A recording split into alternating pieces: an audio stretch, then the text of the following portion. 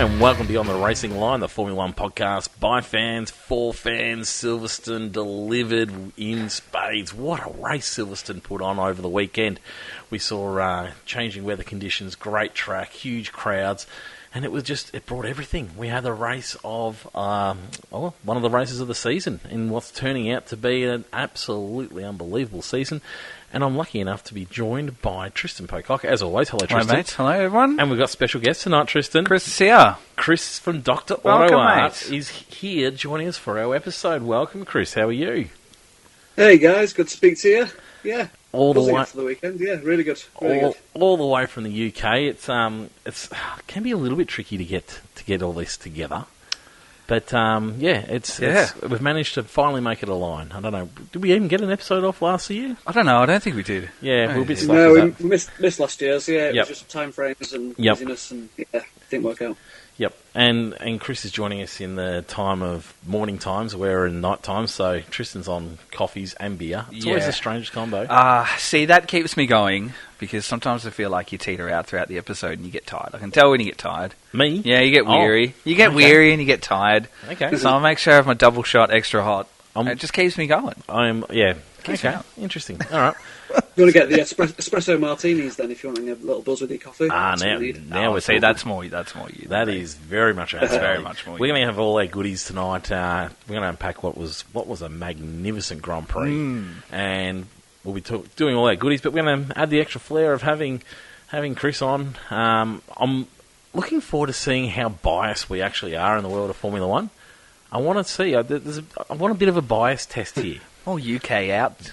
Hey, Like I'm more British, I'm biased, don't Britished worry. out this week. Well, I feel you're like gonna be Chris will up- be our last sort of You're gonna be dipping now. of our toes in because I can push you over the edge, don't worry. Oh, yeah, well, maybe you will. I'm going to be really interested to see if he sees any of the things that we see in all I of this. wonder, because I was thinking that all throughout the entire weekend and broadcast. I even went in with that mindset prior to going right.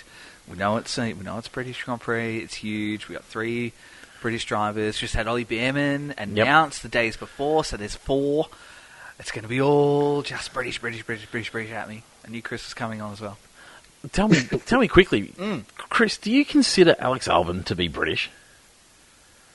When he first came into it, he seemed to be more British than he is now, because he doesn't get the hype and the fanfare as much. That's very true. Because I know that No, he was determined not to sort of just align to the Thai side or the British side only. Yeah. But it feels like the Brits have just left him.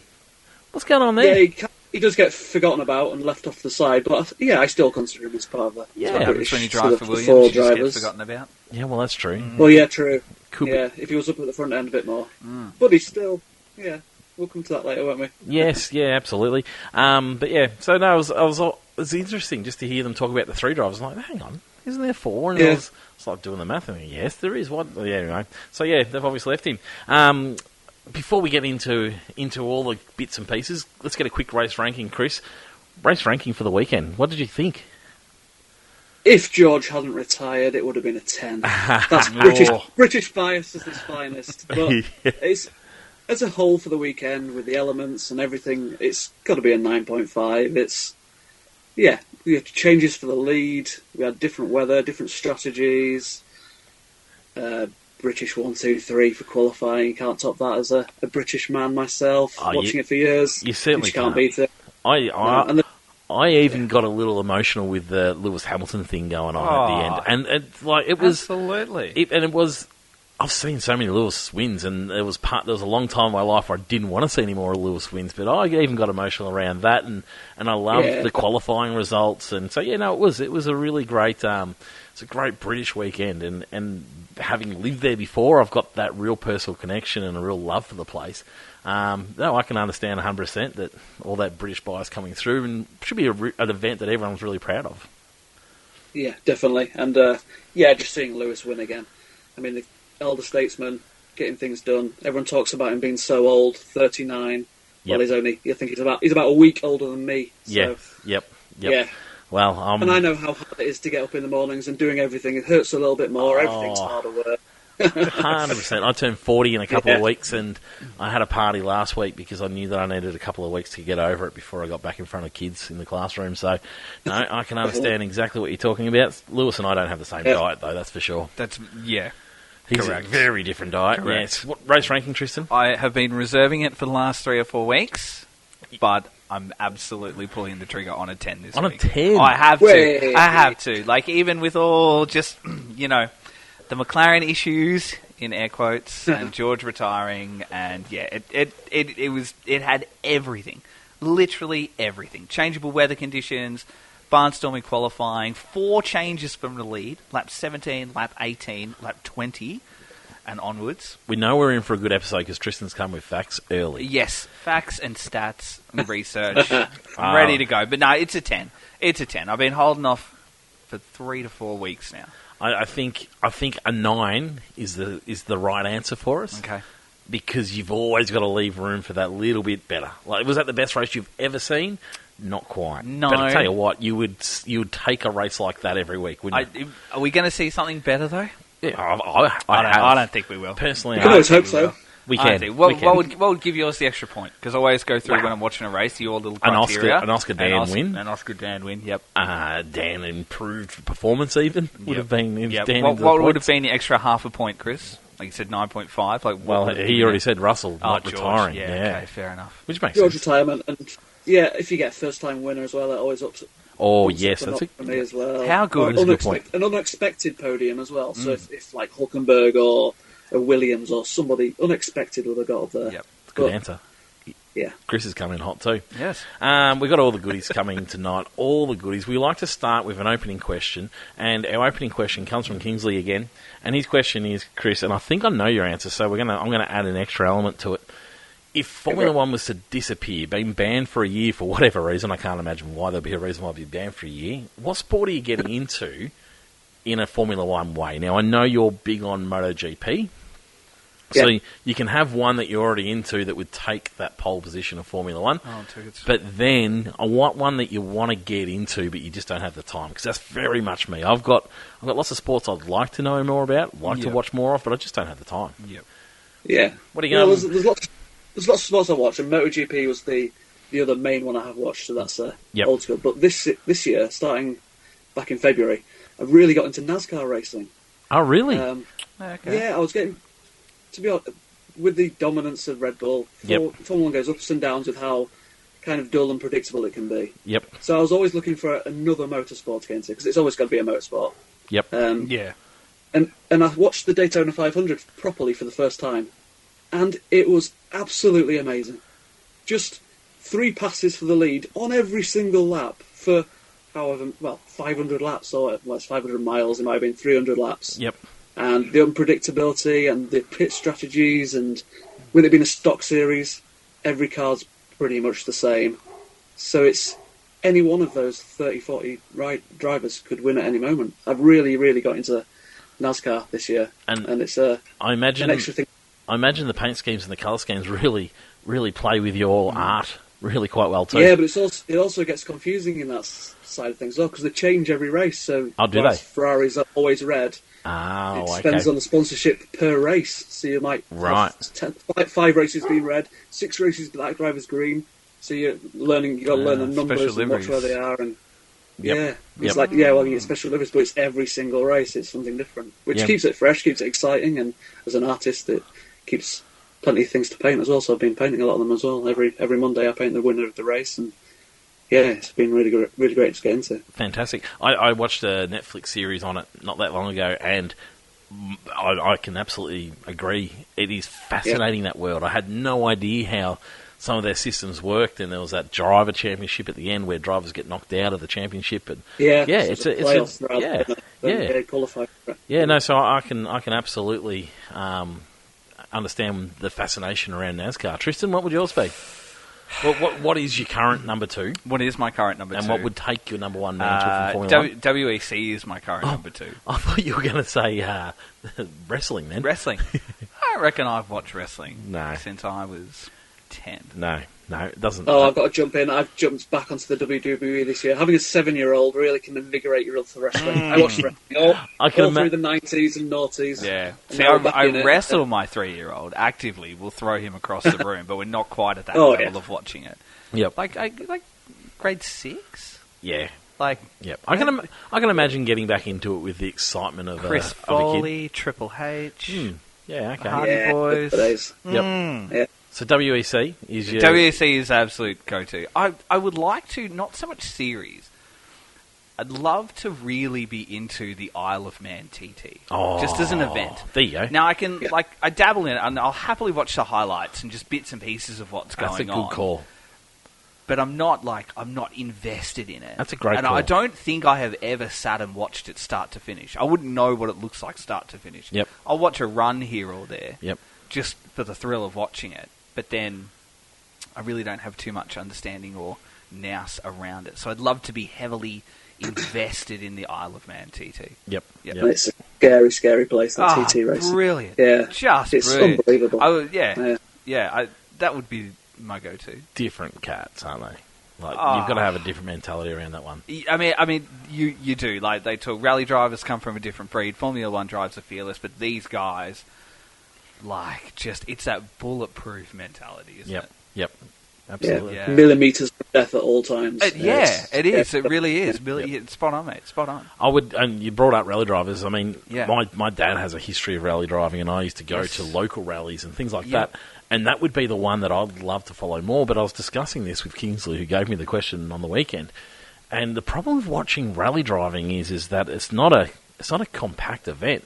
No, it goes across the spread out. weekend. Yeah. You don't have a race happening from this time to this time. It's a tricky one to really follow as closely as what you do with Formula One and those sorts of similar things. to Targa events, Yeah, but I've had lots of very fond memories going off into the bush with the old man. And then when I was living in the UK, we went and saw the World Rally Championship in Wales with the boys, and we had a great time. So no, that would be one I'd certainly spend more time getting to know more about. But it seems to be going through a bit of a strange phase at the moment with the electric cars and whatnot, and then I think they're moving back away from it, and so bit of an interesting one. Have you ever done any painting with the artwork with the rally at all, Chris?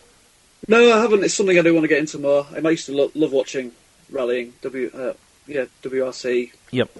Back in Colin McRae, Richard Burns kind of era. Yep. Yeah, my dad was a massive rally fan. My dad actually built a couple of Ford RS 200 rally cars. Yep. And, it was a big part of my life when I was a kid. Right. Like you say, it's just hard to follow. With it being a 3-4 day event. Yep. Always on, full day. It's hard to follow. So it's more like you sit down at the end of the day and watch the highlights package kind of thing. Yep. It does. Which takes the fun out of watching it live in the moment. So it's a bit. Yes, you don't. A bit watered down. You don't quite get that, but you definitely get that if you attend a rally. You get that live in the moment. Seeing them come from different directions and different. Yeah, it's just amazing. It's amazing. But no, I'm with you. We've got a couple of questions for Chris before we get started, because we send out the call for questions and what people wanted to know. Tristan, you got the first one for me? For questions for Chris? Yeah. Yep, all right, first one, sorry. All right, I'll start. You start there. That's all right, I thought you had it ready to go. No, I didn't, I was looking at my Tell me, stats. Chris, where's Dr. Auto Art at the moment? Last time we spoke to you, you were just getting into painting helmets, racing helmets for a range of different categories. Is that still a major part of your business now and whatnot? Or because I've seen plenty. Yep. Yeah, I started doing the helmets because it just got quiet. Not many people were buying artworks, with the whole cost of living thing that's been going on. People haven't had as much money spare. So I started doing a couple of these helmets for some little local carters. Yep. And it kind of snowballed from there. So I've been doing. At one point, I was doing one every week for a while. I think I've done about 30 of them so far. Oh wow! But it's been really, really fun, and just seeing them on track as well. In fact, I've got a couple of repeat customers that are coming back for this next year's designs, and a couple of them have been into accidents and scrapes, so they keep coming back. And these carters have got plenty of money to throw around. So I really love working together with the kids and getting their ideas to life. And I was going to say, artwork. It's going really well, and the NASCAR paintings are doing well. Formula One, MotoGP, it's booming at the moment, especially when you get new winners. Oh yeah, and new things to paint and unexpected things to paint, rather than just painting Max Verstappen every weekend. I can't wait to see Lewis with the Union Jack flag scrunched up, flying behind him. It's there. Yeah. Oh, there it is. Ah, very nice. Oh, a little preview, Tristan. Oh, that is finishing touches to magnificent. go on it. Very nice, mate. I like that a lot. Oh, yeah. What about the RAC trophy? You going to have one with that one? What about just trophies, Chris? Like just trophies? Just trophies? Yeah, just the RAC trophy. Yeah. Yep. Oh, with him holding it. Yeah, I did. Yeah. I've done one bit like that, a special one-off one. Yeah, when you start doing them with faces and stuff, more work goes into them. But a special piece like that will do well. Yeah. It's funny when I'm watching, I'll think, oh, I can't wait to see what Chris makes of this moment. Yeah. It's one of the things that springs to mind now when I'm watching, around end of races and that sort of thing and podiums and stuff. I think, I wonder what Chris is going to make of this moment. Yeah, that's magnificent. That Lewis. Yeah, I'm always hoping they do something exciting when they come out. Leave the helmet on. I don't like it when they take the helmet off in the cockpit then jump out because it doesn't make the good shot. Now I'm going to be thinking about that because Lewis left his helmet on for a very long time on the weekend. Yeah. Yep. Some of them do, but some of them like to take it off. And Max always does the same thing. It's the arms to the side, flexing, and then the fist bump up front, and it's just the same image every time. Yep. So even though it might be a different helmet, but it's keeping it fresh, something different and new. Yeah, it's good.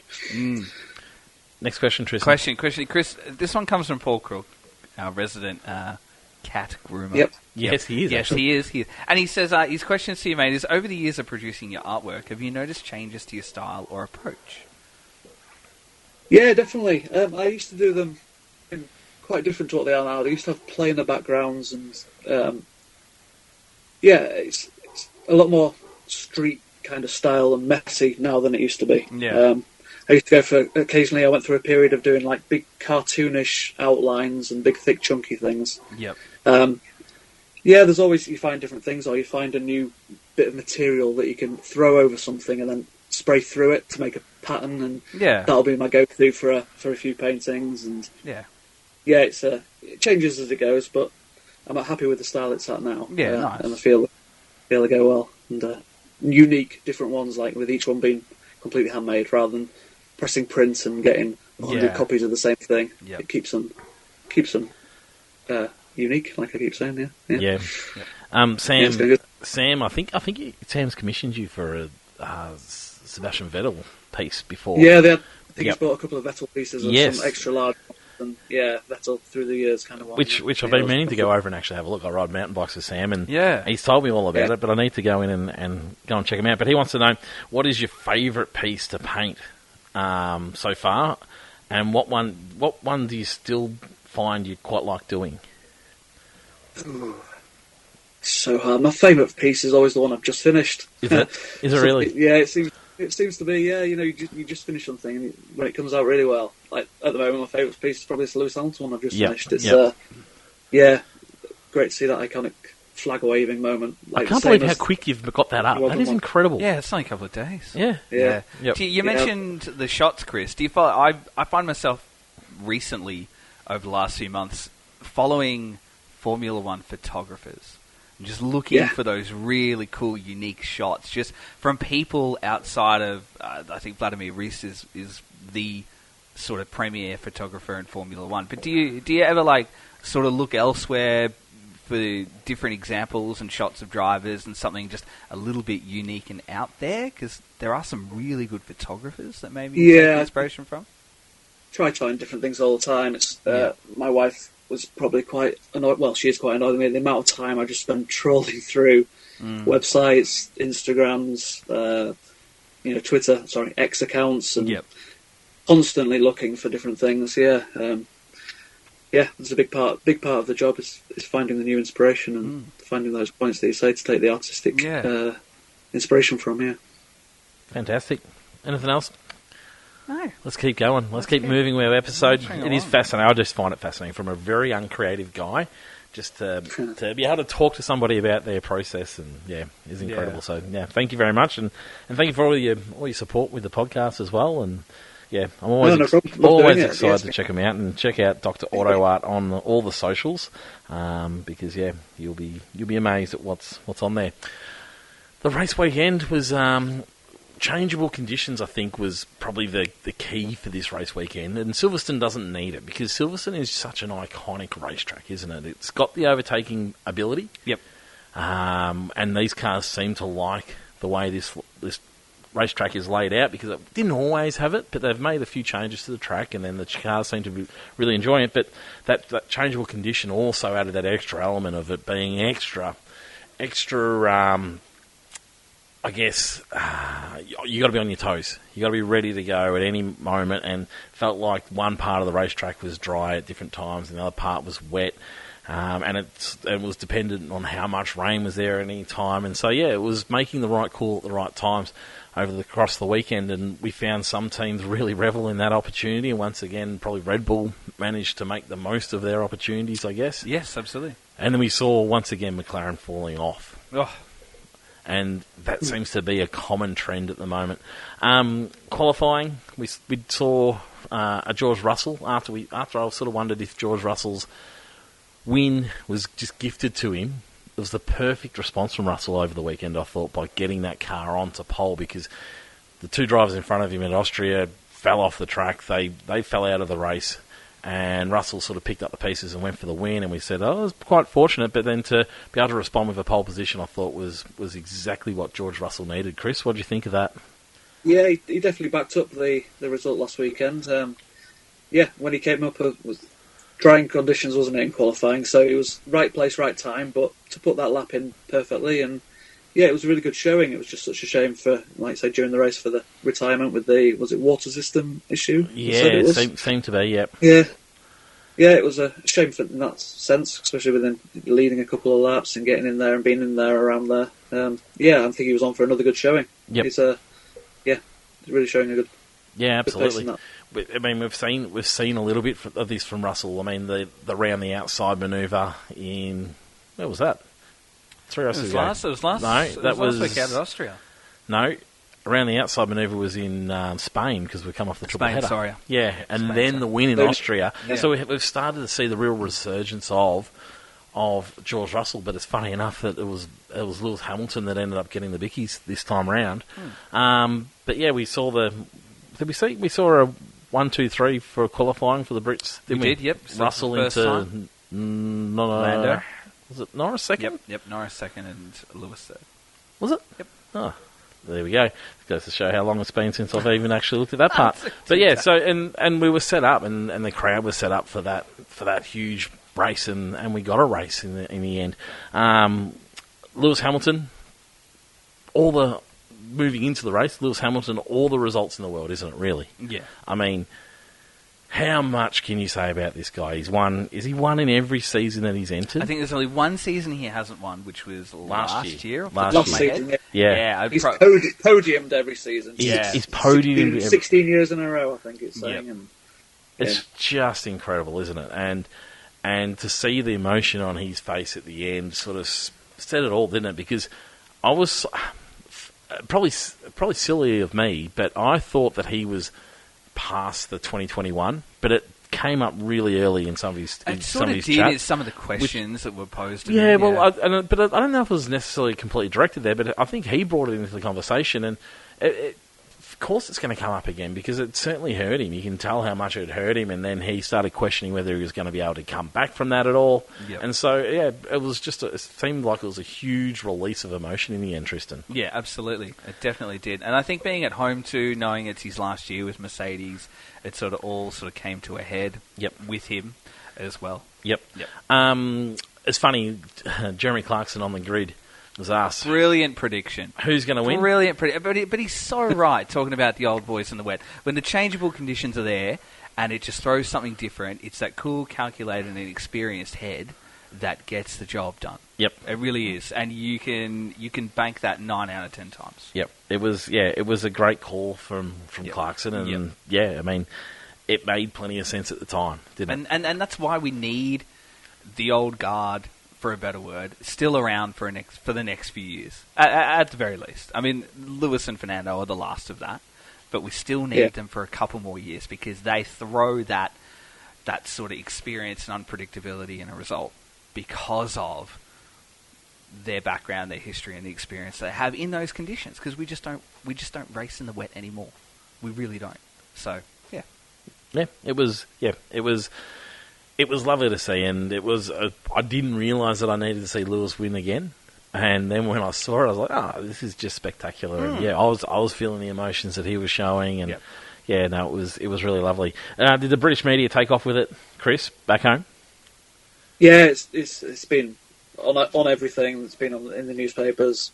Proper getting some good fanfare from it, and it's just been phenomenal. Yeah, I think, like you say, with the emotion he shows at the end of it, the big release of tears at the end, just what it must have meant to him. Like you say, it's like a fairy tale ending for his massive Mercedes run, and perfect way to end it, really, with them guys. Yep, absolutely. And I think we've got some questions in Fan Frenzy. Has Lewis made the wrong call moving away from Mercedes? And there's probably that part, but I sort of feel like he needs that change still anyway. I think that Ferrari change is still something that he needs.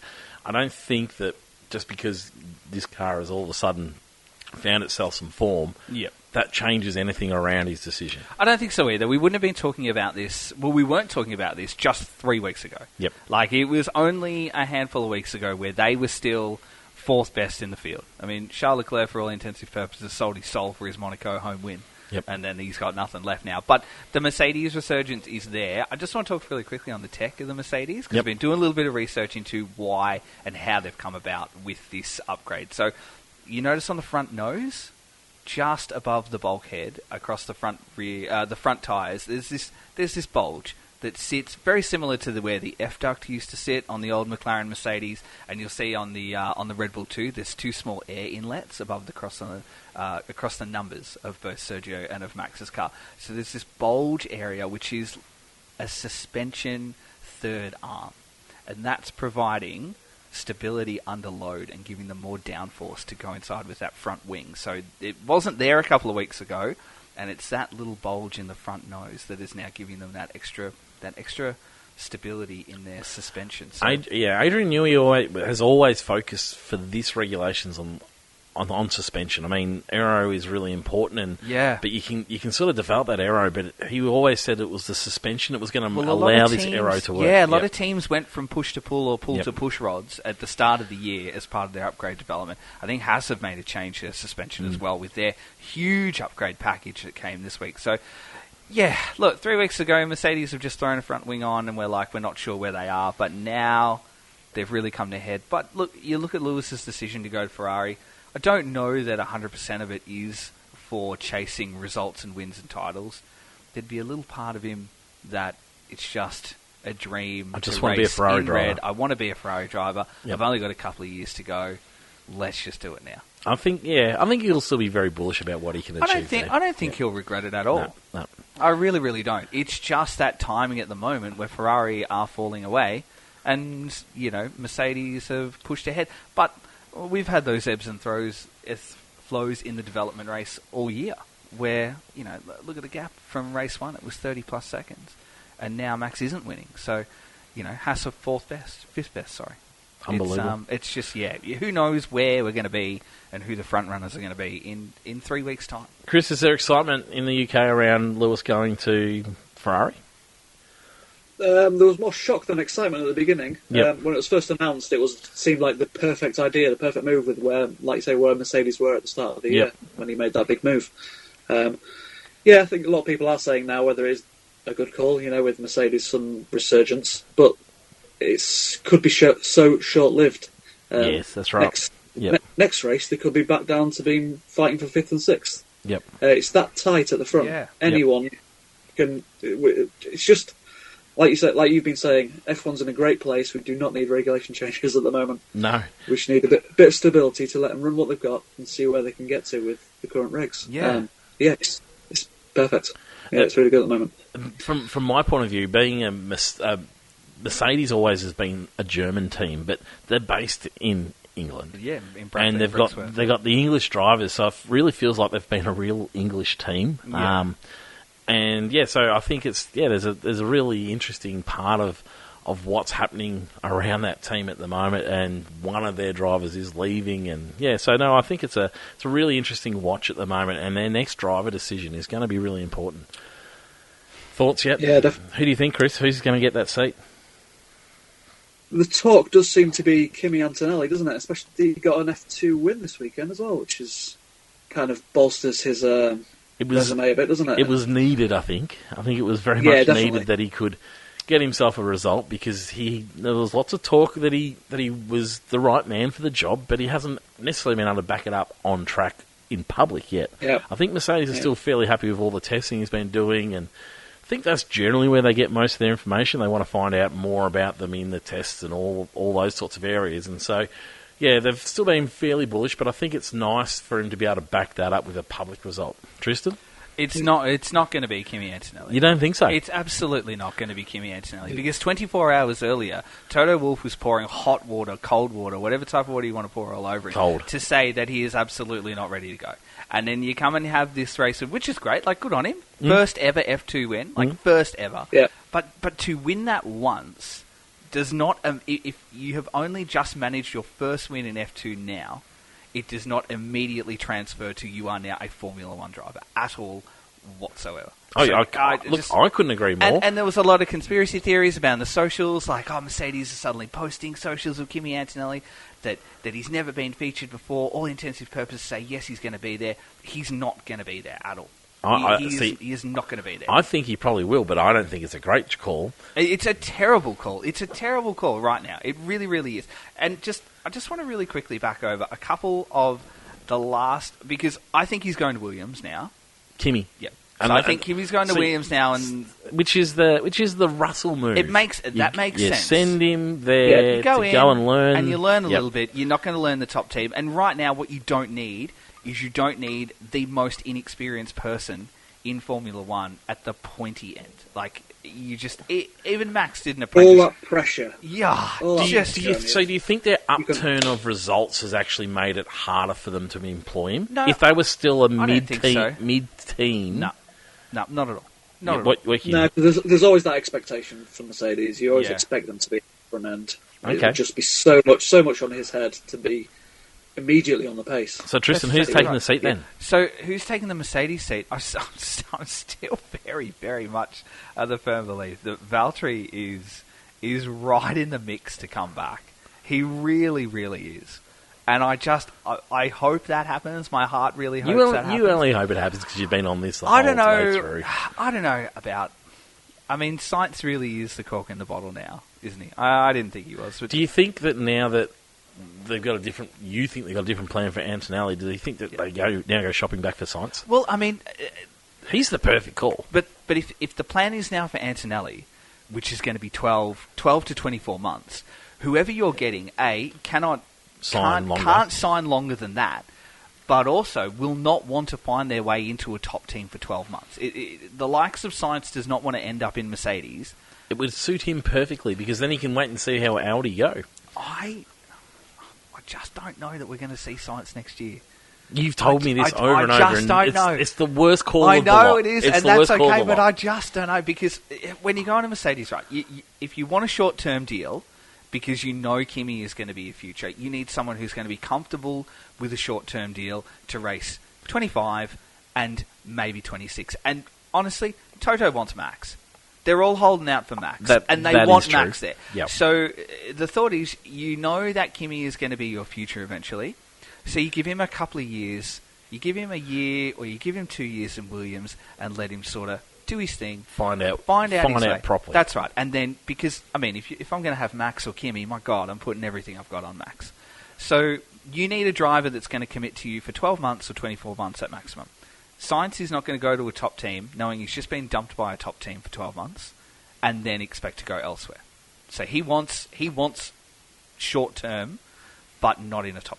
But, you know, he'll want long term in a top team. I think you take 12 months over in a top team rather than 12 months in a low team. See, I think Sainz wants 12 months in a low team because, you know, well, I think Haas are out of it now because Ocon is reported to have signed with Haas now.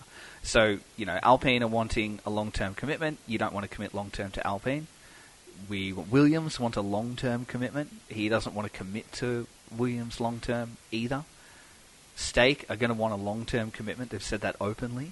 But we don't know if Audi are going to be any good. They probably are going to be really, really good.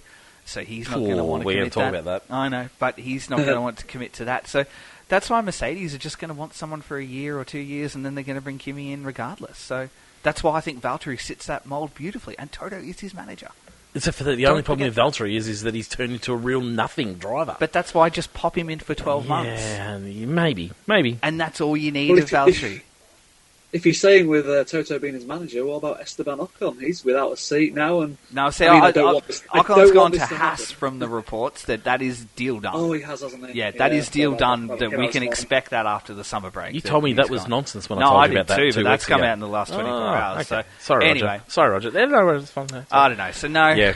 It's an intriguing year, isn't it? There's guarantees nowhere around all these open seats. That's right, and all the wonderful. seats that are open, they want long-term commitment. Yep. Alpine wants stability. So does Stake. Let's talk about another team with seemingly locked-in drivers. We've talked Mercedes for the race. Max Verstappen once again comes home in second position, extends his championship lead, while being nowhere near the fastest team for a lot of this weekend. It was a Fernando-esque drive, wasn't it? Don't bring Fernando. But it was, though. Fernando has nothing on Max. The car was not there. The RB20 was not there this weekend. But it came to them. It came to them. But it came to them in his hands. And he's doing what Fernando does now, is that the car's not there, no, but Fernando doesn't do that. He can extract the most out of it. And that's what Fernando does. He used to, not much anymore. Still does. Nah. Still does that. Beaten by his teammate again. But yeah, so once again, not in the fastest team getting around, and he still managed to extend his lead. It was like last week. He had a huge incident, which should have brought him out of the race, really. Still manages to extend his lead. This man is just next level, and then put it with the strategy of Red Bull, who are able to bring out the best for Max. It's something you've just got to just shake your head at in terms of how can he continue to do this week after week after week, even when he's not having a good result, he's extending championship leads. How was the feel in the UK, Chris, after Austria's incident, for a better word? Because it seemed as soon as Lando spoke and had sort of relaxed, that the sting went out of it. Yeah, it did calm down quite quickly. There was quite a bit of anger the next day, and after the race, with Max being at fault, crucify him, which he clearly was at fault. He got the penalty for it, but he's the one that extended his lead. He's the one that comes off best from it. I think Lando's done what he wanted to do of diffusing the situation, taking the pressure off the rivalry as it was. He did take quite a lot of heat off the battles they were having. Perez, on the other hand, you couldn't say anything of what I've just said about Max, about Perez. Oh, boy. You just couldn't say any of it, could you? I mean, it just goes from worse to worse to worse. And, I mean, there's been strong statements come out from the team, really important members around the team, around the need to lift, and then this was the race that he had. It's like, I mean... Did he have a race? Well... No, he didn't. And it's a glorified test session, wasn't it? And what all it's done is, so reportedly the release clause in Perez, his contract is that if he's at mid-season or at the end of the season, if he's 100 points or more, Red Bull have the option to release him from his contract. And he's 37 points down with 2 races to go at the summer break. Yep, and 137 points away. So it's looking absolutely unlikely for him to be able to do that. And so Red Bull have now probably got the opportunity to go and release him from that contract. Are they going to pull the trigger on it? Are they going to release him from his contract? Maybe. It's a very Red Bull thing to do. It is a very Red Bull thing to do. Can I just give you a couple of stats around Checo? Before we do, Red Bull's problem is that they don't have that obvious choice to step up into that seat. Well, they do. It's Dan. I agree, they do, it's Dan, but it's a tricky decision to make, isn't it, at the moment? I mean, if Dan had another solid race, which his race was okay, his qualifying was no good, which was down to the team, which we'll talk about a little bit later on, but he just needed that, another up-there result, didn't he? I mean, they got no trust in Yuki to be able to step into that seat. No one talks about Yuki stepping into that seat, which it just intrigues me. There's a real intrigue around what's their purpose in keeping Yuki into that team if they don't have that belief in him to bring him into that top team. I agree with them. I don't think he is ready, but it's an interesting one. See, I disagree with you on Dan's race, because I thought he had a brilliant race. See, I thought he had a good race. Because wouldn't say brilliant, good. Because at the end of the race, we found out that he had extreme damage to engine components, and they had to go back and use spare parts from the very, very first initial power unit development and package. Did they come out and say that he was down on... No. Oh, I knew that. Did they say he was down on power, He was though? down on power. He's down on 7 kilometres per hour on each straight, which across the lap... we got 3 straights to Silverstone, so it's 21 kilometres now across the distance of a lap that he was down. He had damaged power unit components of the new upgrade, which they didn't have any spares of. They had dispersed of the prior power unit upgrade parts, so all they had kicking around were bits and pieces from the very, very first initial, V-carb chassis and power unit, and so they threw it together. So he was... he had one hand tied behind his back and a broken leg, to be quite honest. In qualifying, they sent him out in traffic and apologised publicly. That's exactly right. Which teams seem to very, very little do. Yeah. But they actually apologised to him publicly about where they put him out in qualifying, and came home, which brought it out. And came home in 13th. It was not bad. Are we sounding like biased Aussies there, Chris? Be honest. Not really. Be honest. I mean, no, not really. Sometimes you do, but not with that assessment. And I think it is just time to roll the dice, because Checo's clearly not doing anything. Red Bull are usually so cutthroat with getting rid of people that are underperforming. I don't understand why they haven't, and why they gave such a 2-year extended contract. Well, hearing about unless he's got some sort of dirt that we don't know about. Possibly. I think the sponsorship money plays a huge part in what Perez brings. I believe not with Red Bull, surely. I believe that their theory around it is that all hell's going on at that team at that particular point in time. There's a lot going on. And they just needed that stability. He showed a really good start to the season. For whatever reason, they wanted to lock him in. It felt like a panic buy. But yeah, it's the strangest one ever. But now knowing that they've got that release clause that they've put in there, well, it sort of does make a little bit more sense. Do you believe that is really the release clause? Oh, absolutely. I don't think contract details like that can ever be correct when they're leaked. I really don't. I think that's someone just pulling at straws. Well, we said last week that they need two cars in this fight. Oh, they do not have it at all whatsoever. Here are a couple of quick stats around Perez and what his last few sort of races have looked like. So he scored 12 points in 2 races. Max has scored 115. Mm-hmm. These drivers have outscored Perez in the last few weeks. Fernando, Stroll, Leclerc, Hulk have all outscored Perez in the last 4 rounds. Perez's Q3 appearances for the entire year. But there must be those and others. Oh, just... Yeah, Sorry. of course. They're the shock names. Naturally others. Right, yes. Naturally others. Yeah. I was going to say, there must be a much longer list than that. They're the names that an RB20 should be beating. Yes, a Red Bull should not be beaten by them. Here are the Q3 appearances for 2024. Perez has had 7. Hulkenberg has had 6.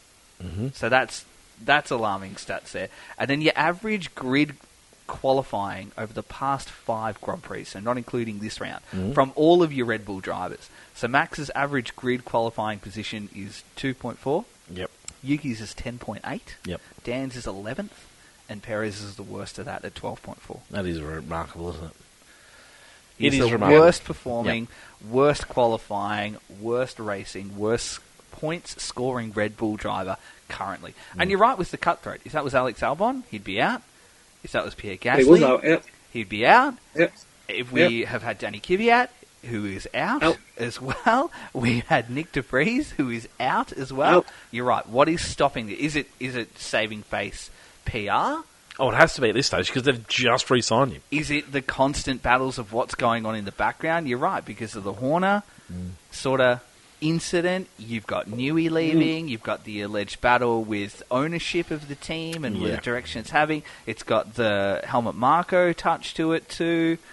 Like the Jos Verstappen inter-team rivalry that's happening as well. Is it just another thing that they don't want coming out? But at the end of the day, they've got that luxury with Max that the points that he has accumulated are still enough. We said last week that Lando is going to have to beat him every race for pretty much the remainder of the season to to overcome that. But right now, it doesn't even look like Lando is going to win every race now that the Mercedes is back in there. And I'm sure the Ferrari will rebolt their components back on, and they'll be back up there too. So they're lucky that they made hay while the sun shone early doors. So for you, Ricciardo's the man for the job? He has to be. He has to be. We have to park Liam Lawson. Oh, well, Liam Lawson can't step in. No, but we have to park him because a lot of the talk is that what do we do with Liam? Well, Liam's not on the grid. And if he was good enough to be on the grid, you know what, maybe we need to start saying, well, he'd already be on the grid. Would you Perez out or Perez into RB? I would just swap. I would be straight swap. Would you Perez out or Perez into RB, Chris? Well, the caveat for that is what would you do is the Lawson question. If you were going to put Lawson in somewhere, if you're so invested in him that you do want him eventually in Formula One, there's no time like the present, isn't there? If you're going to get rid of Checo mid-season, just take that gamble. Give him half a season, Liam Lawson, see how he does. If he's up there around the RBs, then he's done well. If he's beating the RBs, he's done really well. If there is a performance clause, and if he fails, then you change next year. So would you put Lawson straight into the Red Bull? Would you? I don't think Ricciardo and Tsunoda have done enough to definitely take that seat. See, I think defiantly get that seat. So I think I would roll the dice. Why not? Yeah, I really rate Liam Lawson. I've seen what he's done in other series. And I'd give him the shot. They've put that much money into him. He's been a Red Bull driver for so long. I'd give him the chance if I was in charge. Yeah. See, I think that Yuki's proved more than enough to drive for Red Bull. The problem is that Yuki, the last thing he needs is that change. He just needs to have a full great season. And I think you just leave Yuki alone. He's having success. Things are going well. The worst thing you could do for his career at the moment is to promote him. Just let him do his thing and let him continue to develop in that car. I think Lawson, you've got to find out about Lawson. So you put Lawson into the RB, and I'll be stepping Ricciardo up. It has to be Dan. Let's find out. The purpose was to have Dan take that seat anyway. If you're then going to go and throw Lawson in there, it's just a slap in the face to what they themselves are saying that they're doing. Can Dan drive the good car? Of course he can. And if he can, then we answer that question. If he can't, then we also answer the question, don't we? If the performance clause is there, though, for Perez, they have to wait for that performance clause to be met. Which is what they're mid-season break. Yeah, Lawson is doing a test in the RB20. Socials went ballistic over the weekend, like, oh my god, he's replacing. But he's not, because every team is allowed 200 he's doing a filming production hours. That's all he's doing. Yeah. He's doing a production. And he's doing a tyre test after that exactly right. In the RB. Yeah, which is fine. Do your tyre test. It's great. Everyone does a tyre test. But every team has 200 production hours. So he's not been thrown in there because they want to find out. So people on social media, but I think it does help. The other rumour going around is that they're looking at trying to step him up into. No, sorry, no, that's not around. That's around a different driver. Sorry. It's It is a very intriguing thing. Still getting onto the race. McLaren, they were next in line. Oh man! I mean, if there was a team that. I should have asked the question at the start of the episode, who has the pace in the Formula 1 grid at the moment? It's McLaren, isn't it? It is McLaren. McLaren is the fastest team at the moment, only by a Skerrick, and that's what's making great racing for us at the moment. But I tell you what, McLaren are also the team that is just not cashing in on these. We talked a lot about making hay while the sun's shining, and they are just not doing that at the moment.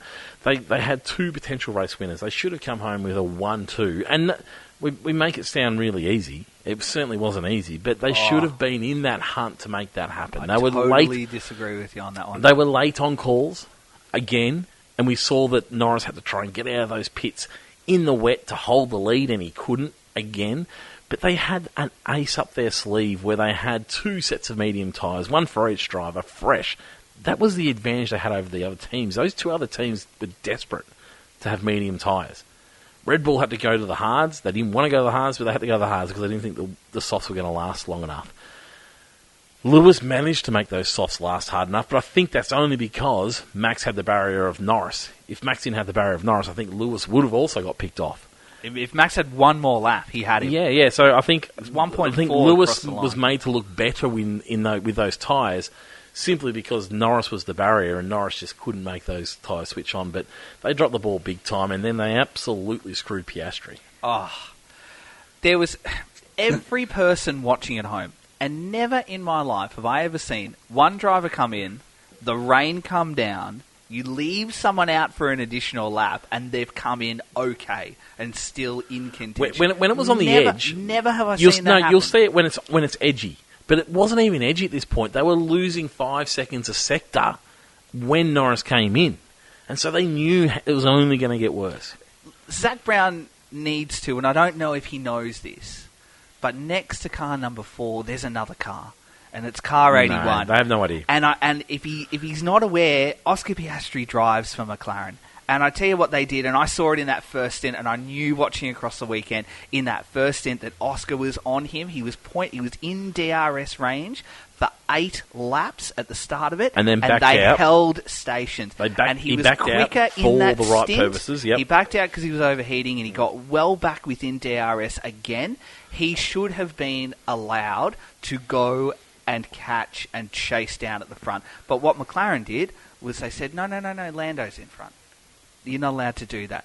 And I'll tell you what, if they don't quickly sort out what they're doing with Oscar, and I'm being incredibly harsh early on here, but they're going to lose him because eventually there's going to be a Red Bull seat somewhere, and tell me that Mark Webber isn't going to wander down to Red Bull in a couple of years' time and say, hey, what about this kid here? It might be a couple of years' time. No, well, I'll tell you what. There might be a seat next year. So not only did they not allow him to race, forgot that he existed in their team. Then they hung him out to dry after that. He then made the correct call when no one else in McLaren could make the correct call. Finished 5 seconds off Lando in the end after losing an entire pit stop plus. What more does this kid have to do to get the team to back him? Because right now, I think McLaren are absolutely shafting Piastri because they're fallen in love with the fact that Lando is second in the championship, and they can't look past that. Yep. Chris, tell us we're wrong. You sound like a very, very biased Australian. I haven't been this angry since Mark Webber drove. No. It was just, it was all of that and a bit more. No, you're right though. It's I can understand why McLaren feel like they're in a tricky position because they do. You kind of do need to beat Max. You've got to put all your eggs into one basket. You have to maximise the points. It's what Ferrari do. It's Ferrari leave Leclerc out and you go, you're not allowed to race anymore. And it's what Mercedes do really well. No, look at what Mercedes has done with Valtteri and Lewis in the years gone by. Move over. Yeah. Let him through. Look at what Red Bull have done with Checo. Get out of the way. Move over. Go and let Max chase him down. That's why they win. That's why they're top team. But McLaren didn't have to make any of those calls. No, McLaren still think that their midfielders punching well above their weight, and they're not. They are the fastest team, but they're the worst team at the moment. Yeah, I couldn't agree more. They've got everything they need, but they're still acting like, we're sort of the Force Indias of, 4 or 5 years ago. We're punching above our weight. You're not. You're the fastest team out there. You can't get it together. And even the pit wall too. I'm super critical of the pit wall. To be negotiating with drivers, Max doesn't negotiate. Charles doesn't negotiate. Lewis doesn't negotiate. Don't ask the question. You've got the ace up your sleeve of a medium tyre. Absolutely. Like off the Piastri thing, I mean, the Piastri thing, they could have double stacked it. It wasn't going to affect Norris. Every person sitting at home. Chris, could you see that was not going to work? Just sitting at home? Unless you had watched Formula One for the first time in your life, every other person saw that choice to hold him out was not going to work. When it's dry, At a smaller track, it can work because you don't lose as much time on such a big track like Silverstone. When it starts raining, and when it's at Silverstone, when it starts raining, it starts raining. That's exactly right. By the time you get around, you're cooked. So when it's dry, you're still putting in a decent lap, and so you're losing maybe that half second. And it gets a little close because you might have an extended second stop. That's exactly right. But when you're losing 5 seconds a lap, 5 seconds a sector per lap, and the lead up to that pit stop, you've got to make the call. But then, for me, it baffles me that they gave him the option of a soft tyre at the end. You had, if Mercedes had had the option for a medium, they would have taken it. If Red Bull had the option, they would have taken it. It was their ace up their sleeve. But you know what else would have happened? The pit wall wouldn't have asked Max, what would you like to do? They would have said, get in, medium, mediums, out. This is so would have Bono. Yep. Get in, medium, get out there. But Oscar made the right call. Oscar knew what he was doing. What he was doing. So, and you know what? Again, this is so harsh. I have never been happier to watch a team be beaten because I was so angry at the Oscar call. I was so happy to watch them lose that race because it was justified. I went from lap 20 to lap 40 just in anger, and I'm like, I cannot believe this has happened. And then to watch him catch, and I was so pleased to see them not win that for the first time. They've left 4 wins on the table that they will never get back, and I tell you what, they are now no longer guaranteed to win next week because they were. That's 4 wins. That's a lot to leave out there. Red Bull don't leave 4 wins out there. It was nice. In a way, and this might sound like it's a criticism, but it was nice to see Norris so distraught about this one because it's always been a little bit so far, oh, you know what, it's just nice to be fighting for it. I like that he was so distraught that he didn't win a race he should have won here because, I mean, we obviously saw it 2 years ago, whenever he missed that big opportunity and it started raining last time, but I like that now. Yes, yeah. I like now that he's really upset about this because it means that he's not going to put up with this crap anymore, and he needs to start banging his fists on the table. I think he needs to keep his emotions in check at the moment. Do you think so? I do. I think they've reverted back to a little bit of Sochi a couple of years ago. Oh. They were starting to get too emotional. No, we're starting to negotiate calls again. No, so I liked it. I liked it. To this point, it's different this time. I think it's more. He's got belief in himself. Yes, yeah, that's right. The team finally that they're actually capable of winning. Yep. I think McLaren just. Been such an established team, but they lack experience of being at the front. They don't know what to do at the front. But then don't have like don't have a consultation about what to do at the front. Just make a decision. No. And I'd be more comfortable with that. If you make the call and then you get it wrong, that's okay because you made the call.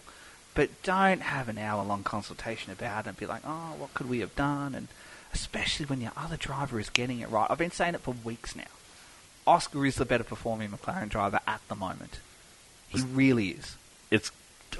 He really is. No, I disagree. I think Norris is performing really well. I think the team is dudding him big time.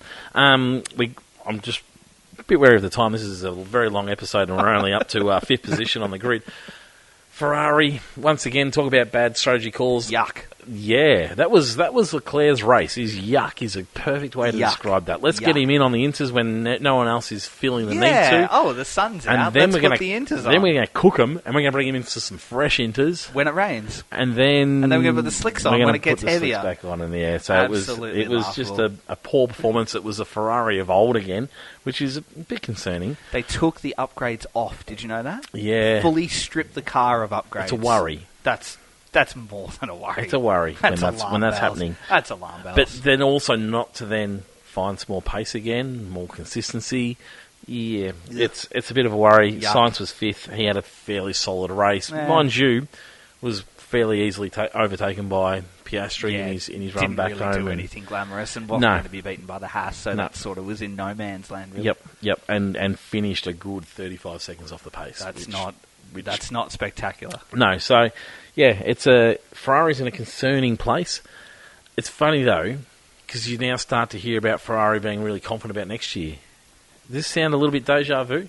They're bringing it out earlier. Last time I checked, this year is still on. Well, we've hit the halfway mark. So, yeah, I don't like hearing those stories coming out that they're starting to leak that we're strong for next year, but... Yeah, it's a concern. Hulkenberg, unbelievable performance again. Unbelievable 6th place. Unbelievable. Have you painted Hulkenberg yet in the Haas?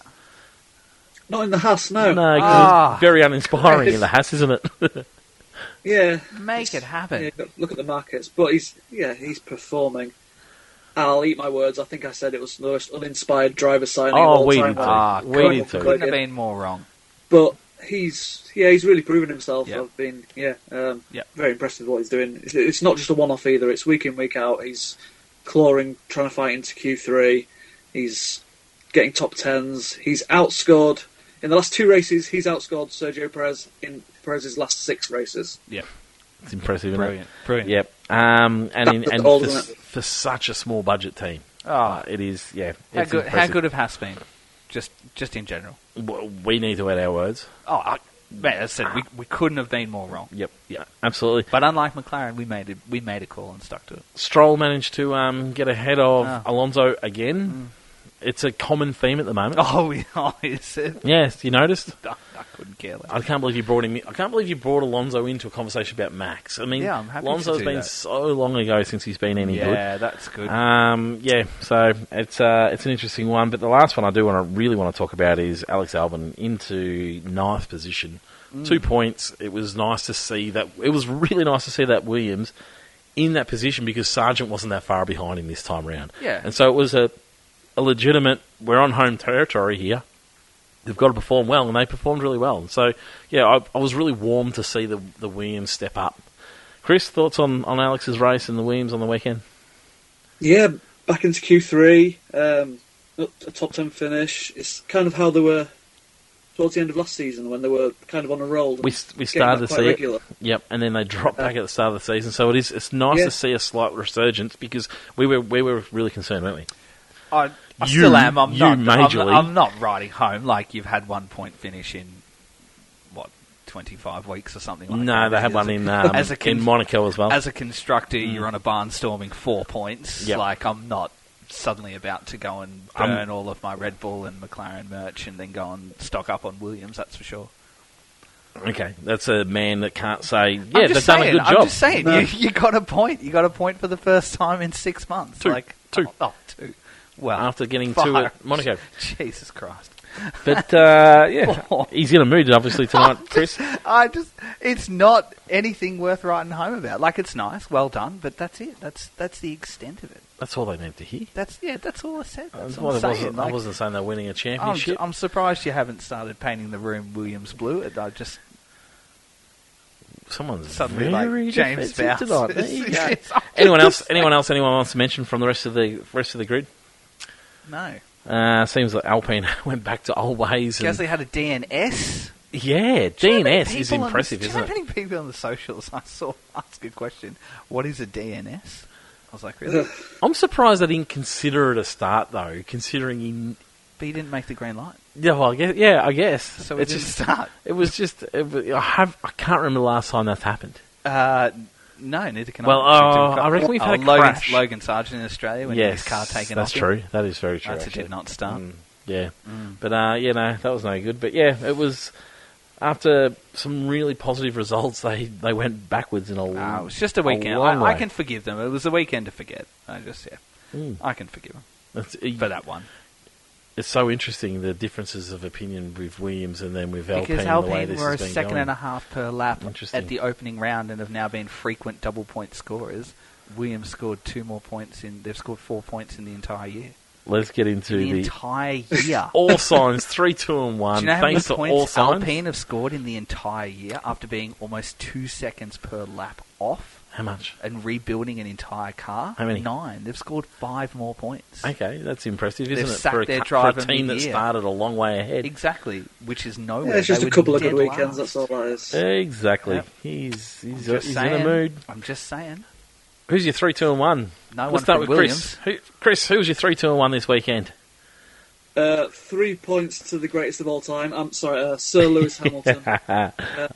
Has to be. I tend to agree with you on that one. I think, I think Lewis's results was magnificent, and I thought he drove a great race. Tristan, are you going to give him 3 points? Yes, absolutely. Oh, 9 points. That is impressive. All right. Hey. Look at that. We've been agreeing a bit. I know. 2 points. 3-2-1's for the full race weekend, isn't it? It can be, Yep. Full race weekend, it's George Russell for 2 points then. Not his fault he retired. Would have been up there on the podium, I'm pretty sure of that. Yep, so 2 points to George. Huge bias going on there. He wasn't getting on the podium, was he? He was overtaking, he was slowing down. Last time I checked, he didn't finish. I think he'll have beaten Lando. He might have actually, the way they were going. 1 point, Chris?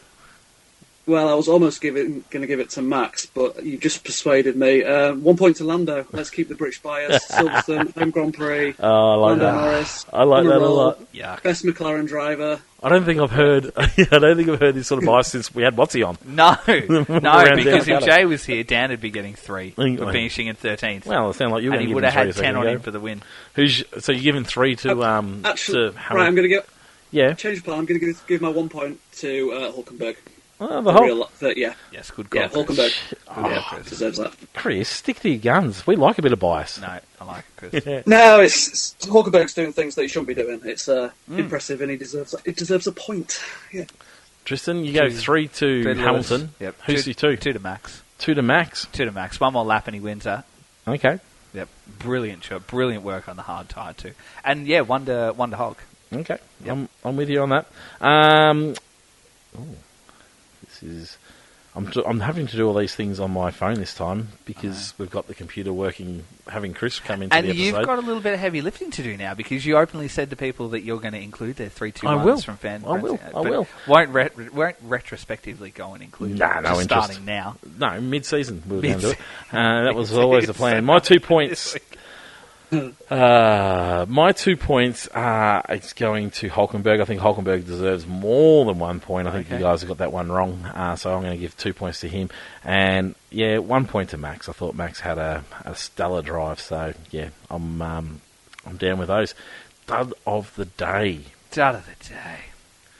It has to be McLaren. Oh, McLaren. In every way, shape and form. Okay. Yep. All right. Yep. Do you want to go back over it? No, I don't think I need to. Okay. Too busy banging on about Max bumped into him and then can't even get their own house in order this year. Yep, I'm with you. This week, sorry. I'm with you. No, it's McLaren. 3-2-1 McLaren if it does. Honourable mention. Everything. Chris, who's your dad of the day? Checo, Sergio Perez. Just should be doing more in that car. Yeah. It's so, you've both picked really obvious ones. Flag waver, flag bearer, the checkered flag man. Brian May. Really? He can be the dud of the day. Really? Well, no. Well, really? Tell me more. Who is Brian May? What does he do? Brian May is the lead guitarist of one of the greatest rock bands of all time, Queen. But he's also notoriously very shy. So don't go to the he's grid. He's a rock star that doesn't like talking. No, so don't go to the grid. Astrophysicist too, is that right, Chris? I think I've got that. Say that again? Astrophysicist? Is that what he does as well? He likes astronomy. I think he likes similar to Brian Cox. He likes badgers. Yep. He's a big badger advocate in the UK. He likes wildlife. One of the greatest perms of all time. So all that's wonderful, but don't go to the grid and don't be a checkered flag waver of a Formula One race, which is both very public things. If you're so shy, stay the fuck off the grid. And if you're not willing to have a small conversation because you don't know much about Formula One with an icon, a legend, and who can nurse you through this conversation because he's an equally older gentleman of British descent. It wasn't like there's going to be some clashes of culture here. Yep. If you're so shy, stay the fuck out of Formula One. No, the reason he was invited, I think it's because, the new F1 film, the teaser preview. Yeah, his song We Will Rock You is going to be a big song in that, I think. Which Queen have licensed out their song. So I think it's more about F1 inviting Brian May to do the flag than Brian May being there. Yeah, so prepare him properly. Say, Martin's not going to hurt you. It's going to be okay. Yeah. You're going to be fine. You're going to get through this moment. But that brings me to my second dud of the day. So we were lucky enough to get a little preview of F1. It looks all right, the movie. F1, the movie, looks all right, doesn't it? Yeah. You saw the shorts? I did see the shorts. I've been very sceptical. It looks like they've done a really good job of high-quality filming. Love the onboards. I'll be really interested to see what the film is actually like. Can the storyline back up all this work they've put into it across lots of race weekends and really... disrupted some race weekends in different ways, which is fine. But please, come up with a name better than F1. Yeah, is that the most ridiculous... So uninspired. Is that the most ridiculous name I've ever heard? You don't call it F1. That's all right. I'm not worried too much about it. What's the second one going to be called, F2? Well, just call it Apex Racing or... F1 2. It's just the most ridiculous name. You don't call... bend it like Beckham football, do you? You don't call far lap horse racing, do you? It's just the most ridiculous name I've ever heard. F1 is used. Go find something else. So they're my two duds. I just want to back over your grid point. You notice how comfortable the media was with Brian May not talking, but if we were in America, No. And that Martin Brundle brought it up. Yeah, but he was okay with it. He was No, he like, wasn't. no, he was, absolutely. Watch the grid. When he goes to talk to him, he's like, oh, no, he doesn't want to talk to me. That's okay. No, I'm going to try again. Oh, no, turns out he can't talk. Yeah, but then we go to America. And No, Martin wasn't happy. Martin was, I disagree with that. Martin was a little bit like, he tried twice. The first time he goes, make a song and dance about it. I wasn't going to embarrass you. You were going to be fine. It was, Martin was very much grow up, man. Now, you've mentioned Apex GP. My hero of the hour. Go on. Is Apex GP. Oh, I'm fine with that. For their amazing work filming across the weekend. Because did you catch the pen? Yes, he was in amongst that. When they were coming in, and I was watching Lando's interview, Fernando Alonso's cheeky turn to sort of stare down Brad Pitt was not an automatic reaction. It has come out today that is a scripted moment in the film, so I'm really excited to see that. But it was really interesting watching Lando do his press conference, and then Brad Pitt just walks in. And then you saw even the press officer conducting herself in that way, very similar to the real-life ones. And then I have no idea the name of the actor that plays the other part in the film, but you saw them do 2 or 3 takes as well in front of, I think, Dan while he was doing his as well. I just thought that was really, really cool. It's intriguing and incredible how they've managed to work it into Javier Bardem, who plays the team boss, was also with Lawrence Stroll across the weekend apparently too. And then I saw today that they have used the Alpine cars across the weekend. They've attached a side camera to the T-bar, and they've been using real-life footage of Spa and... Not of this race, if you guys... No, not of this one. But no, that's right. Up to make it look yeah, and then they've CGI'd over the top of it too, and there's been stills that have come out of lap, I think, 14, 15 and 16 at Spa, of Gasly going through Eau Rouge and across the top at Raidillon, and then they've CGI'd the Apex GP car over the top with the exact same onboard, which is cool. How's the livery? The livery is a great livery. Yeah, well, I think Dallara have made the F2 chassis for that as well. So, yeah, I think it'll be awesome. It's not going to be anything like Netflix's Drive to Survive. I don't think it's going to be anything real. I think we've just got to No, it's a movie. It's a script. It's not a real life event or anything like that. And stuff like that. So. But I think it's about a driver that was coming back into it. Has he still got it? And he was supposed to be coaching through this other driver. Cool. I think hero of the hour for me. Just the cool stuff that they're doing, having motorhomes and being able to work it into. Yeah, they've Formula got their own social media I'm down with account as well. I'm down with it. Just come up with a name that is not F1. F1 is a sport that's being taken. Find something else. Anyway. Or even just put a subtitle like F1 The Sonny Hayes Story or something like that. F1 would have paid big money to say just make our logo and our sport name your title. They would have paid hand over fist for that one. Ah, dear. F1.5. F1.5. The greatest champion.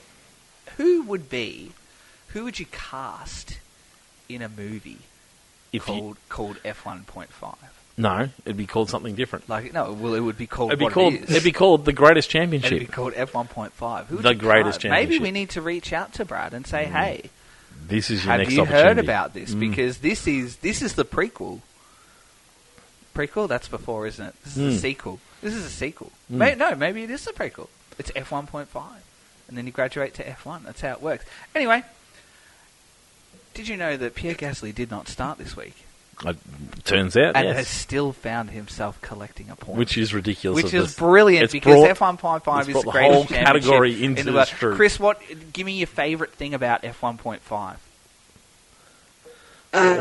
It just shows everyone relative where they are. Everyone gets points. I like it. Yep, just all of it. Yeah, that's a grab. That's a grab. That's a great response. We might use it for advertising. That's a great response. Reach out to Brad Pitt. Tag him in your socials. If you do an artwork of Brad Pitt in Apex GP, and then we'll tag him in F1.5, and we'll just share royalties for the next movie because I can feel a good thing. I can feel a good thing happening here. All right, last time out, our leader was Hulkenberg, our second place man was Tsunoda, and our third place man was Ocon, tied with Kevin Magnussen. So we had a tie for third place. Anyway, F1.5 this week looks a little bit like this. Bottom to top, as always, on a lonely 51 points. Having his best result of the year, collecting a mighty 12 points, is Logan Sargent. Well done, Logan. Wow. You'd be putting him in. I'm surprised you didn't put him in your points this week. You're a bit more up and about him now when it comes to F1.5. Williams.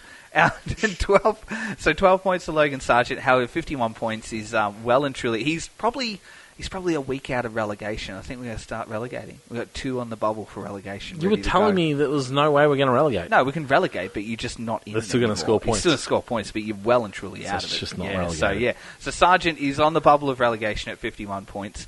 Then following close behind, again, just showing how poorly his season has been, with Bottas on 69. Yuck. And you wanted to promote him? Yep. Okay. Yep. So far, you've have not done yourself much. We come to F1.5 and everything you've told me has gone out the window. No, it hasn't. Joe is on 89 points. Really not doing much, and that's probably more than Bottas. Yeah, but not much, though. So, okay. Yeah, so 89 points. That's Chris, why he's not going to be I'm working with here? He's not going to be on the grid anymore next year. And then this is where it gets really heavy, because it's getting really, really close. So Gasly is coming through next on 122. Ricciardo's overtaken him. Dan is on 127. He's tied now with Ocon, who is no longer third on 127. So that makes... Oh, we still haven't done Albon. No, we haven't done Albon. Sorry, I've overlooked Albon. 109. Wow. I thought he must have really shot ahead. No, he hasn't. Sorry, my bad. So Albon 109. So before Gasly. What was Gasly on? Sorry? Gasly was 122. Okay, so before that was 109. He's in his own territory. Sorry, he's in a Williams. He's easy to miss. So 109 for Albon, 122 for Gasly, 127 for Ocon. Was tied third last week. Is no longer here. Dan now matches Ocon at 127. Magnussen picked up 10 with 133. Yuki is in second place with 178. Surprisingly brought home 15 points. And this is where Hulk is now starting to stretch his lead. He's led 1, 2, 3, 4, 5 weeks he's led. So he's into week 6 of leading across the championship. They're not consecutive. I was going to say that. Just I thought Yuki was up there. That's across, Right, So he's on 206. So he leads all comers at the moment. There you go. So it's F1.5.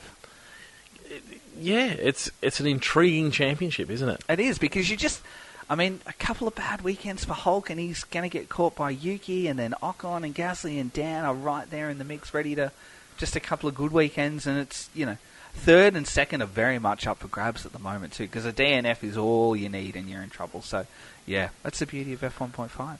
Tristan. Yes. Do you know Dr. Auto Art sponsor our next segment? I do. Yes, thanks to Chris from Dr. Auto Art. Oh, hello, Chris. There he is right there. Hello.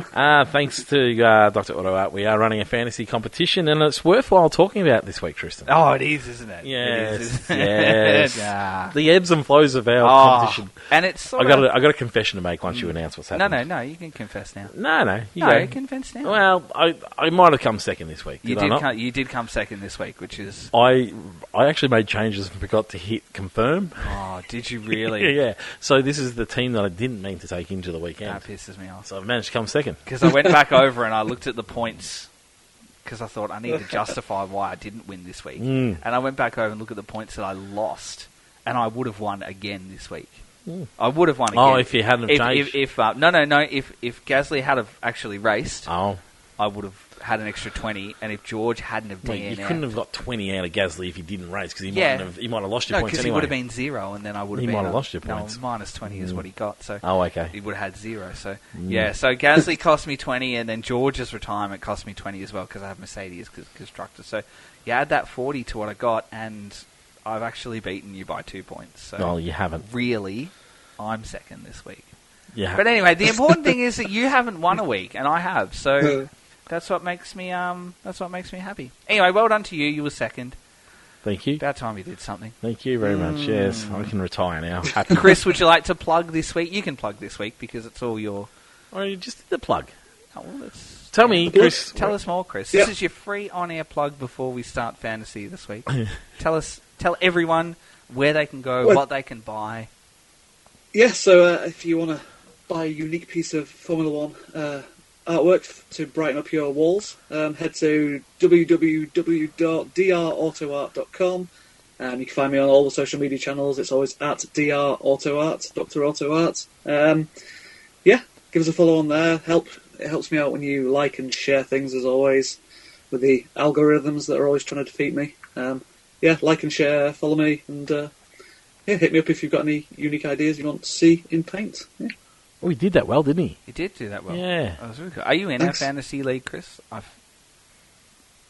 am, but I don't really do much. No. It's not my strong point. I kind of always sit down watching qualifying and then forget that it's too late to change things. I've been there. You guys have a lot in common. Literally the way I run things, yep. So I'm there, I have no idea where I am. I can't even remember my team. I'm there somewhere, probably down the bottom.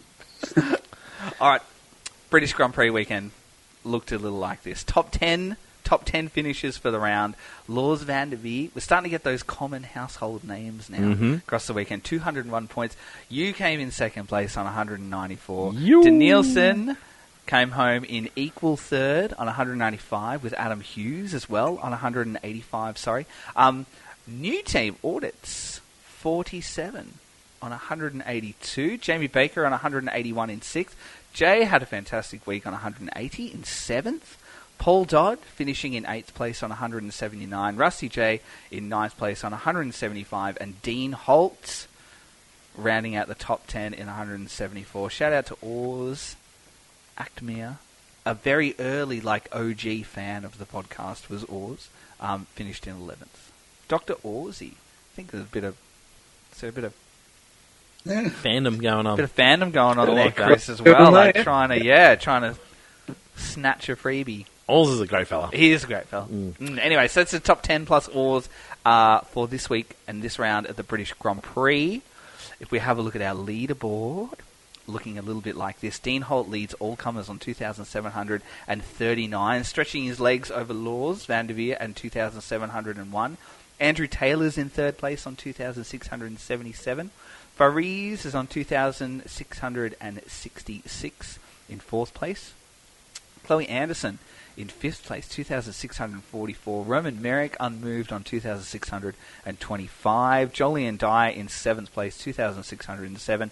David Rojas just nipping at the heels there, 2,605. My good self still inside the top 10, 2,509. And Adam Hughes rounding out the top 10 on 2,505 points. You, my good friend, are down in 17th. Yeah, I don't think I've moved. Which is all right. No, you haven't moved. I was expecting a move. Yeah, so 2,253. So, yeah, you're still a little way off. Anyway, so that is our top 10 for this week. Did you make any changes? What changes did you make to your team? Well, I tried to bring in... I did try to bring in Mercedes. Yep. And I was trying to bring in a Mercedes driver. I have made some changes for this week, though. Yep. For next week coming. Yep, what changes have you made? Swapped Dan for Yuki. Ooh, Dan for Yuki. Okay, see, I traded Dan for Hulk prior to the race. I already had Hulk. Yep. And I brought in the Mercedes instead of Ferrari. Okay, yep. And I've brought in Russell instead of Sainz. So, interesting. I've been toying with the idea of dumping Lando and Gasly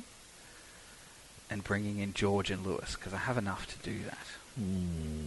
Which I think I will. But then I wouldn't be jumping off Norris. Well, yeah, I just think, just play it by ear as you go. But what I'd have to do is I'd have to do something silly, like drop Yuki or Ocon. Look, for a man that's come second this week, I'll give you some advice if you need. Please. Yeah. I wouldn't be getting too far off what you've been doing. You've been successful so far, so stick to your guns. Don't go changing things too much. And what would I know? I could drop Ocon, and I could put in, say Zhou or Valtteri for a round, and then I could drop Gasly and I could drop Lando, and could I end up with both Mercedes drivers? Let me quickly see. No, I couldn't. News. Let's talk news while you're playing with those things. I'm going to have a look. Maybe Logan Ferrari have Sargent's lost their technical director around chassis, I think it was. Yes. Another member going to Aston Martin. I tell you what, they must have a very full factory now. They seem to have been recruiting. Either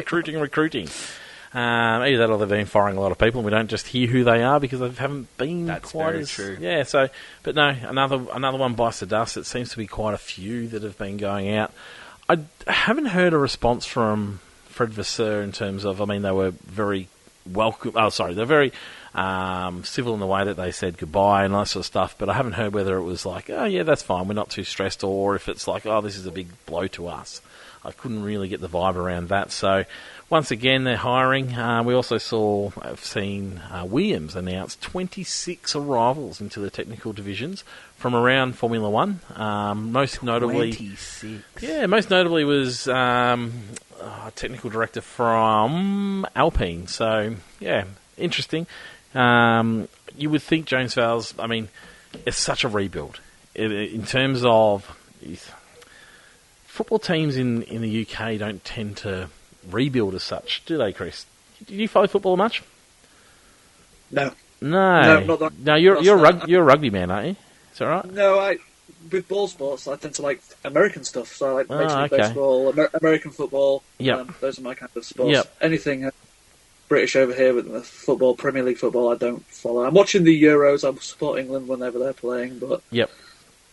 Other than that, I've grown out of the love of that game. Yeah. So in Australia, it's very typical for a team once they're sort of been through some success or have had a long history of not being successful, which is my team in actual fact, they call it a rebuild, and so you start fresh, you move lots of people out and you bring people in and you start building from bottom up, and that's very much what Williams are doing at the moment, and I think James Vowles has just been absolutely shocked about what he's found at Williams. I mean, they've talked about a few little things where development was on spreadsheets and it wasn't in computer programs and all sorts of things like that. And I think that this is another sign of his rebuild. He's bringing in people that he can get to the team at this stage, and I'm not sure that he's bringing in big names, but James is a pretty clever mover, so he's bringing in probably value, I'd say, into this team. And so, yeah, it'll be an interesting watch, but I still feel like we're not going to see the value of James Vowles in this team for a couple of years yet, because I really think that they'll be aiming for that 2026 timing to sort of be the team that they want to be and start fighting properly. So, yeah, interesting. Any other news, Tristan? News. I saw an interesting post from... his name escapes me, from the Mercedes. Oh. Michael Simonito, I want to say. Okay. So I've lost it here. Anyway, an interesting Instagram post on Sunday afternoon of Bono with the race-winning trophy, Constructors' Trophy, and Lewis, and the caption on the Instagram story was Team Red 44. Now, you know that I love my social media conspiracy theories, but are we going to see Bono go with Lewis to Ferrari? I would have thought they were a package. Maybe? I would have thought they were a package. I had heard early on that there was a no steal clause where if he goes, then he can't take Bono with him as well. But I'm not sure that's... I don't know, just an interesting sort of little, caption. Is that him hinting that he might be going with Lewis and maybe not Bono? But anyway, I like my little social media posts and things like that. And I just wondered, it was just an interesting little one that I saw pop up across the race weekend. Yeah, okay. Interesting, yeah. And obviously the other news is the Ocon signing to Haas. How do you feel about that? Well, it's not news yet, I but... feel like it's done. Well, yeah, if you had listened to me earlier, it would have been, yeah. No, I'm with you. How do I feel about Ocon to Haas alongside Behrman? Look, you can't have two rookies go into that team. You just can't. We've seen how badly that went with Schumacher and Mazepin. So, no, they need experience. I would have thought that they could nearly attract a bigger name than Ocon. Yeah, I would have thought so too. But who would it be? Who would you like to see in there? You might as well keep K-Mag, won't you? No. Don't know. I mean, Dan's always got the American sort of draw card if he's not staying at RB or being promoted to Red Bull. Dan's in such an interesting place at the moment. Just sort of there. I mean, he's there. Williams. You've got Valtteri that's available as well. Yep. Yeah. Mick Schumacher's available. What are your thoughts on the other bit of driver news is that there's rumour mills bringing out some really interesting ones. And I just can't see a world where this happens, but it seems to have come out quite a bit, and some fairly reputable people have talked about it. There's an idea that Ocon might be released from his contract early to go and drive for Williams, because Williams are looking at trying to sack Sargent to pick up some second part of the season points, which would allow Alpine to bring in Doohan to have a proper look at him. Have you ever heard of such moves before? No, not really. It's a really... I mean, considering Ocon isn't expected to stay in that team, No. I find that one to be a really strange one. I think Doohan is going to stay. I think Doohan's going to be the other Alpine driver. Like You were just I've stuck to my guns with that one, yeah. until just recently. No, and now I'm you just think saying. that Like, I just think that Carlos Sainz will be there. no, I still think we might not see Carlos next year. Okay. I don't know. Yeah. But yeah, so it's a weird one, isn't it? Yeah. To think that a driver could leave a team mid-season to join another team which he's not necessarily staying at, No. just so someone can upgrade. I mean, it is a bit of a win-win for Williams because they're likely to score more points, Yeah. or more likely, not necessarily likely, more likely to score some points. Yep. Second part of the season. Yep. Alpine get to see their driver, but it's a very open-minded rumour, that one. It is a little bit open-minded. I saw that Logan Sargent has been tapped on the shoulder by Penske and their IndyCar program. Yeah. So could very well be going there. Logan Sargent won't have a problem finding a drive outside of F1. I don't think so either. Does James Vowell just need to Bite the man up bullet? and just make that call? Like, stop dancing around it? I wonder whether there's some sort of a waiting point. Like, if you are they don't waiting for want the him, but is there sponsorship money that comes at the mid-season? I don't know. And then is there a second lot of money that No, I understand come? what you're saying. Yeah, I don't know. I still don't like. It feels like they've had this decision made for a long time. Yeah, and he's been really negative about him in the media and stuff like that as a team boss. Like, I mean, if you're not going to do it, just. I'm surprised they haven't asked for permission to go and get Lawson. I wonder whether that means that Red Bull aren't even talking about that scenario because they want to have him up their sleeve properly. Maybe, I don't know. There's also the word that Alpine are getting the Mercedes engine, that Mercedes are open to having Alpine as a customer. Yep. So, not sure. Interesting times. Any other news? No, that's it. No news going around in the UK that we don't know about, Chris? Still waiting for summer to arrive. Oh, are you? Yeah. We had a good week about a month ago. So that could have been it. But no, just looking out the window now and it's just constant drizzle and it'll come and it'll come and cook you all, I'm sure. Oh, we don't get cooking weather. No, yeah. All right, well, if that's everything, thank you very much for joining us, Chris. It's one of the things that I love doing more than anything is talking to someone other than Tristan about Formula One. And you're definitely the right option for that. And but it's also very good. I feel like it's a bit of a check and balance if we bring someone in from that is not Australian, that does not necessarily think the same way we always do. And so no, it is wonderful to hear. And no, we thank you very much for that, and thank you for all your support with the podcast and with fantasy. You're welcome, guys. It's been great to talk to you. Anytime you want me back on, I'll jump on. And we'd love to have you back on soon. Now we've done the practice with the Zoom again. Tristan and I were in panic mode because we hadn't had to do a WebEx or a Zoom or anything like that for a long time. When we lived on it a couple of years ago, it was like, bring back memories. So, no, we'll certainly get you back on before the end of the season, that is for sure. Thank you very much, and thank you very much to our listeners. There will be a fantasy coming out later in the week, and Hungary's around the corner. We've got a week off, Tristan. Yeah, yuck. Triple headers are good, aren't they? They are good. Yeah. But anyway, until then, we'll talk to you all goodbye. Now.